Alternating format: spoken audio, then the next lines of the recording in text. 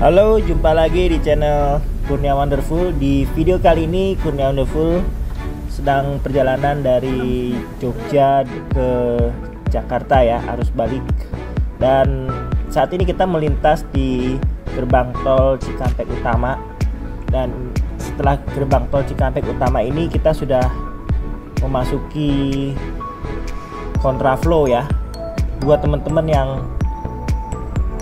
akan kembali ke Jakarta dan mengikuti kontraflow arus mudik ini, buat teman-teman semua tetap waspada ya, karena kalau jalur kontraflow ini ada beberapa kelemahannya ya.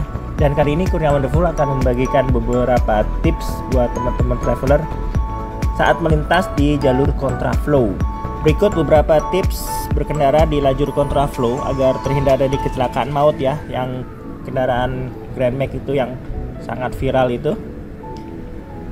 Jadi agar terhindar dari kecelakaan maut, khususnya di tol Trans Jawa yang kita lewatin ini ya.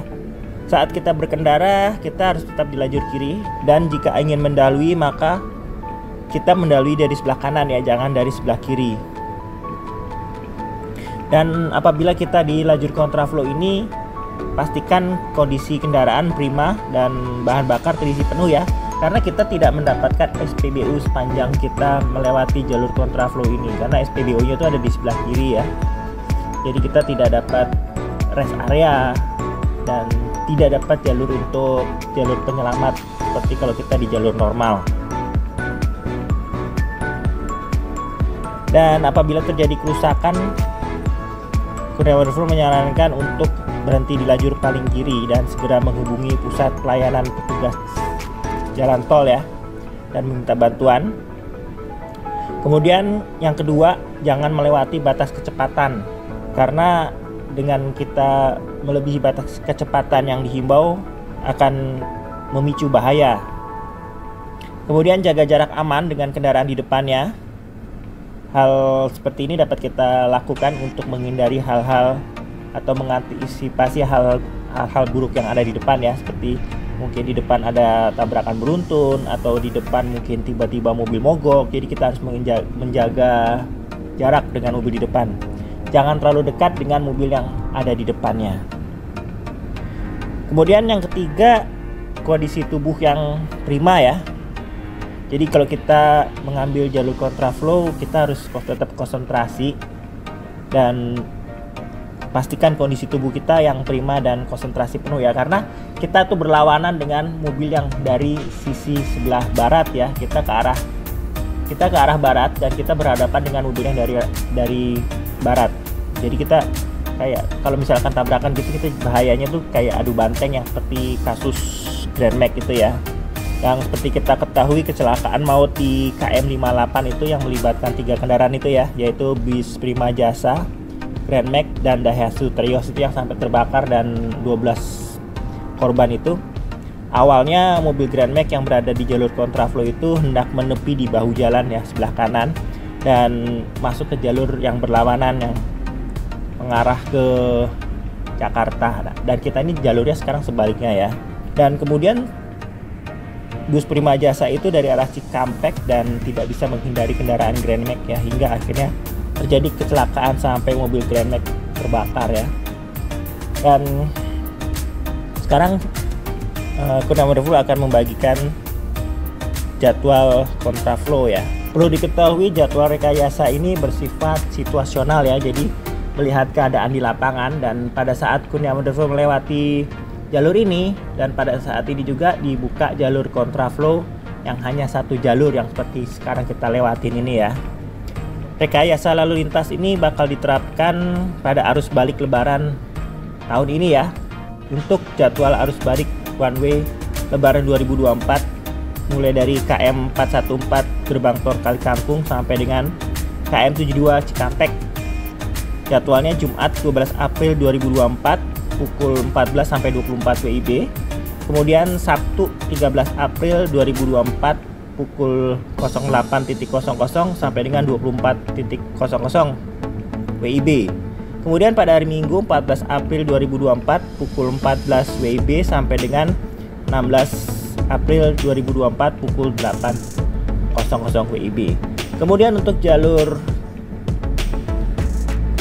jalur lebaran ini diterapkan kali ini ganjil genap ya. Jadwal kontraflow arus balik 2024 yaitu IKM 72 Cikampek sampai dengan 36 Japek ya, dan itu berlaku untuk Jumat 12 April 2024 pukul 14 WIB sampai dengan Selasa 16 April 2024 pukul 8.00. Jadi sekali lagi ya, ini situasional, jadi tergantung situasi di saat itu ya, rame atau tidak gitu. Kemudian Traveler akan membagikan tips ketika melintas di jalan tol. Saldo e-tol kita habis ya. Dan ini sering kita alami ya. Apalagi kita kurang persiapan pada saat kita melintas di jalan tol. Langkah pertama yang bisa dilakukan pengendara adalah dengan menekan tombol bantuan yang terletak di dekat tombol cetak truk gardu itu ya, tempat pembayaran. Dengan menekan tombol bantuan tersebut, maka nanti petugas akan datang membantu. Kemudian kedua, meminta bantuan petugas di sekitar gerbang tol secara langsung dan jelaskan bahwa saldo e-tol kita tidak cukup ya. Kemudian ikutin arahan petugas tersebut dan kartu kita akan diisi ulang dan kita akan membayar secara tunai dan diarahkan untuk mengisi di rest area terdekat. Dan yang ketiga bisa dilakukan pengendara adalah dengan cara melakukan top up saldo secara mandiri. Top up saldo ini dapat dilakukan melalui aplikasi mobile banking di smartphone sesuai dengan provider bank masing-masing ya yang ada di jalan tol yang digunakan, dan juga bisa dilakukan secara mandiri menggunakan smartphone teman-teman semua ya. Namun smartphone-nya tentunya sudah dilengkapi dengan fitur NFC, dan seperti yang saya gunakan ini adalah HP Samsung A23 ya yang sudah tersedia fitur NFC, dan kita bisa mengisi saldo secara mandiri melalui bank BCA maupun bank Mandiri atau tentunya disesuaikan dengan kartunya ya. Keempat, jika saldo e-tol kurang, teman-teman juga bisa mengisi di rest area terdekat di gerai minimarket yang tersedia di sana. Dan pada saat teman-teman traveler masuk menggunakan kartu e-tol itu, kartunya tuh jangan berbeda ya, antara yang masuk dengan keluar tuh harus satu kartu.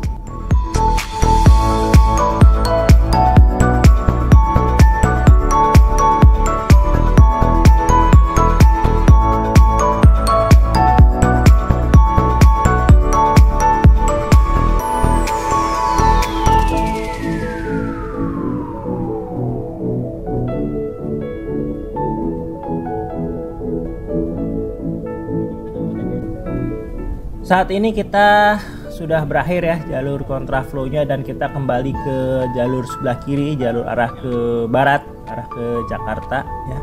Nah, setelah dari kita melewati jalur utama ini, maka kita kembali ke jalur yang benar ya. Dan setelah ini kita baru bisa masuk ke rest area yang ada di jalan tol Jakarta Cikampek ini ya. Dan sebelah kiri kanan ini adalah jalan MBZ ya, dan kita tidak bisa melewati jalan MBZ ini karena ya kita udah kelewat ya jalan masuknya itu ya. Setelah ini kita baru mendapatkan rest area, dan saya memutuskan untuk masuk ke rest area yang pertama setelah kita melewati jalur kontraflow gitu ya. Di sini kita bisa isi bensin kalau teman-teman traveler kehabisan bensin, kemudian makan dan juga ke toilet ya, atau sekedar beristirahat sebentar ya untuk merenggangkan otot-otot kaki maupun untuk berolahraga sedikit ya. Oke teman-teman, demikianlah video kita kali ini ya, tips mengendarai di jalur kontraflow, dan semoga tips ini berguna. Terima kasih buat teman-teman yang sudah menonton dari awal sampai akhir. Dukungan Anda luar biasa. Jangan lupa di subscribe channel ini ya buat teman-teman yang belum subscribe, dan di like dan di share jika ada rasa perlu. Sampai jumpa di video berikutnya. Bye.